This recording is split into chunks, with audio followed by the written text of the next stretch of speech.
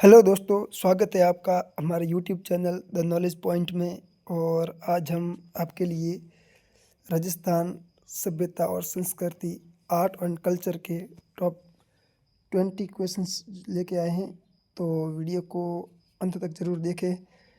तो हमारा पहला सवाल है हमारी स्क्रीन पर, राजस्थान के किस लोक देवता को पानी का देवता कहा जाता है?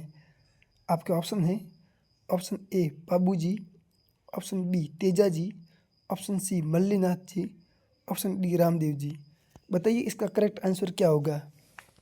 तो दोस्तों, जो इसका करेक्ट आंसर है वो होगा हमारा ऑप्शन नंबर डी। कौन सा दोस्तों? वो होगा ऑप्शन नंबर डी, यानी कि रामदेव जी को है वो पानी के देवता के रूप में जाना जाता है, या पानी का देवता है वो कहा जाता है। चलिए चलते हैं हमारे अगले अगले सवाल की ओर। तो हमारा अगला सवाल है, कालीबंगा सभ्यता में मिली कच्ची ईंटों पर बनी समांतर रेखाओं को क्या कहा जाता है? आपके ऑप्शन है, ऑप्शन ए अग्निकुंड, ऑप्शन बी हल चलाने के चिन्ह, ऑप्शन सी चिता स्थल, ऑप्शन डी मेहराब। बताइए कि दोस्तों जो इस सवाल का सही आंसर है वो क्या होगा। तो दोस्तों, जो इसका सही आंसर है वो होगा आपका option number B. Option number B, हल चलाने के चिन्ह। हल चलाने के चिन्ह, जो कालीबंगा सभ्यता में जो कच्ची ईंटें मिली है उन पर जो समांतर रेखा हैं उनको हम हल चलाने के चिन्ह कहा जाता है। चलिए चलते हैं हमारे अगले सवाल की ओर। तो हमारा अगला सवाल है, मांड लोकगीत किस क्षेत्र में प्रमुख है? कौन सा दोस्तों? मांड। जो मांड लोकगीत है वो कहाँ पर है, प्रमुख रूप से है? तो आपके ऑप्शन है, ऑप्शन ए हाड़ौती में है, ऑप्शन बी मेवाड़ में, ऑप्शन सी मारवाड़ में, ऑप्शन डी शेखावाटी में। बताइए कि दोस्तों जो इस प्रश्न का सही आंसर है वो क्या होगा। तो इस प्रश्न का जो सही आंसर है वो होगा आपके option number C. Option number C. कहाँ पर है वो दोस्तों? वो मारवाड़ में। मांड गायकी है वो मारवाड़ की प्रसिद्ध है, या मारवाड़ में प्रमुख रूप से मांड लोक संगीत है वो गाया जाता है। चलिए चलते हैं हमारे अगले सवाल की ओर। तो हमारा अगला सवाल है, राजस्थान की कौन सी नृत्य शैली केवल पुरुषों द्वारा की जाती है? आपके ऑप्शन है, option A Ghoomar, option B Ghoomta, option C Kutch की खाड़ी मतलब कच्ची घोड़ी, ऑप्शन डी चांग। बताइए कि दोस्तों जो इसका करेक्ट आंसर है वो क्या होगा। तो दोस्तों जो इसका करेक्ट आंसर है वो होगा आपके option number D. Option number D. क्या है वो? चांग। चांग है वो दोस्तों राजस्थान की नृत्य शैली है जो सिर्फ पुरुषों द्वारा की जाती है। इसमें महिलाएं भाग नहीं लेती है, सिर्फ पुरुष ही वो करते हैं। चलिए चलते हैं हमारे अगले सवाल की ओर। तो हमारा अगला सवाल है, मेवाड़ शैली में या मेवाड़ शैली के चित्रकारों में निसारदी किसके लिए प्रसिद्ध थे? आपके ऑप्शन है, ऑप्शन ए पहाड़ी शैली, ऑप्शन बी कृष्ण लीलाओं के चित्रण, ऑप्शन डी जैन चित्र शैली, ऑप्शन डी चौकड़ी शैली। बताइए दोस्तों जो ये प्रश्न है इसका करेक्ट आंसर है वो क्या होगा। तो दोस्तों जो इसका करेक्ट आंसर है वो होगा आपके option number D. Option number B. किस लिए प्रसिद्ध है निसारदी? वो है कृष्ण लीलाओं के चित्रण के लिए। किसके लिए? कृष्ण लीलाओं के चित्रण के लिए प्रसिद्ध है। चलिए चलते हैं अगले सवाल की ओर। तो हमारा अगला सवाल है, राजस्थान का कौन सा लोक वाद्य बांस की एक ही नली से बना होता है? आपके ऑप्शन है, option A Algoza, option B Morchang, option D तापू, ऑप्शन डी सरंगी। बताइए इसका करेक्ट आंसर है वो क्या होगा। तो दोस्तों जो इसका करेक्ट आंसर है वो होगा आपके option number C. Option number C. कौन सा? वो है दोस्तों तापू। तापू है वो दोस्तों किससे? बांस की एक ही नली से बना होता है। चलिए चलते हैं अगले सवाल की ओर। तो अगला सवाल है, थियोरी किस जिले की प्रसिद्ध नक्काशी कला है? आपके ऑप्शन है, ऑप्शन ए पाली की, ऑप्शन बी झालावाड़ की, ऑप्शन सी नागौर की, ऑप्शन डी बारा की। बताइए कि जो इसका करेक्ट आंसर है वो दोस्तों क्या होगा। तो हमारा करेक्ट आंसर है वो होगा आपके option number A. Option number A Pali. Pali की है वो थियोरी है, वो पाली की प्रसिद्ध नक्काशी कला है। कौन सी दोस्तों? थियोरी। चलिए चलते हैं अगले सवाल की ओर। तो हमारा अगला सवाल है, तेजा जी की पूजा में किस प्राणी को प्रमुख माना गया है? आपके ऑप्शन है, ऑप्शन ए भैंस, ऑप्शन बी गाय, ऑप्शन सी सांप या ऑप्शन डी ऊंट। बताइए दोस्तों जो इसका करेक्ट आंसर है वो क्या होगा? तो इसका करेक्ट आंसर होगा वो होगा आपके option number C. Option number C सांप। सांप को है वो तेजा जी की पूजा में प्रमुख माना गया है। चलिए चलते हैं अगले सवाल की ओर। तो हमारा अगला सवाल है, राजस्थान में कवाई ब्राह्मण किस कला के लिए प्रसिद्ध हैं? आपके ऑप्शन है, ऑप्शन ए पत्थर नक्काशी, option B Terahtali, option C Kathak, option D Swang नृत्य। बताइए कि इस करेक्ट आंसर है वो क्या होगा? तो इसका जो सही आंसर है दोस्तों वह होगा आपके option number B. Option number B Terahtali. कौन सा दोस्तों? वो है तेरताली। तेरताली है वो कवई ब्राह्मण द्वारा किया जाता है, उनकी कला है वो प्रसिद्ध है। चलिए चलते हैं अगले सवाल की ओर। तो हमारा अगला सवाल है, सवाई जयपुर ग्लास फर्श किस लिए जाना जाता है? आपके ऑप्शन है, ऑप्शन ए नामकरण संस्कार, ऑप्शन बी शीशे के फर्श, ऑप्शन सी संगमरमर की पेंटिंग, ऑप्शन डी लाख की कलाकारी। बताइए दोस्तों इसका करेक्ट आंसर है वो क्या होगा? तो इसका जो करेक्ट आंसर है वो होगा आपके option number B. Option number B. किस लिए? वो है शीशे के फर्श। सवाई जयपुर ग्लास फर्श है वो शीशे के फर्श के लिए जाना जाता है। चलिए चलते हैं अगले सवाल की ओर। तो हमारा अगला सवाल है, दोस्तों अगले सवाल पर जाने से पहले चैनल को सब्सक्राइब जरूर करें। दोस्तों चैनल को सब्सक्राइब करें और वीडियो को एक लाइक ज़रूर करें। दोस्तों एक वीडियो को लाइक करें और चैनल को सब्सक्राइब करें और ज़रूर शेयर करें और कमेंट बॉक्स में हमें ज़रूर बताएं कि आपको वीडियो कैसा लगा है, सपोर्ट करें। तो चलिए हम चलते हैं हमारे अगले सवाल की ओर। तो हमारा अगला सवाल है, राजस्थान का कौन सा किला गवर्नर जनरल की सूची में विश्व धरोहर के रूप में दर्ज है?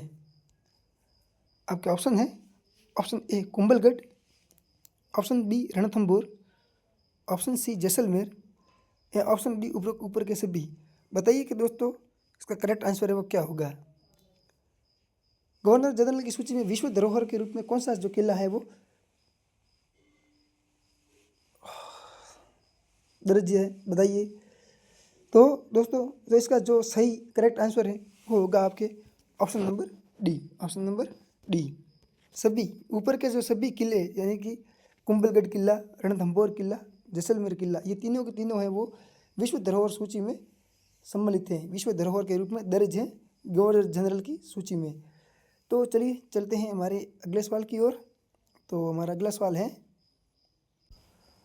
पद्मनाभ मंदिर की फणियाँ किस शैली का उदाहरण है?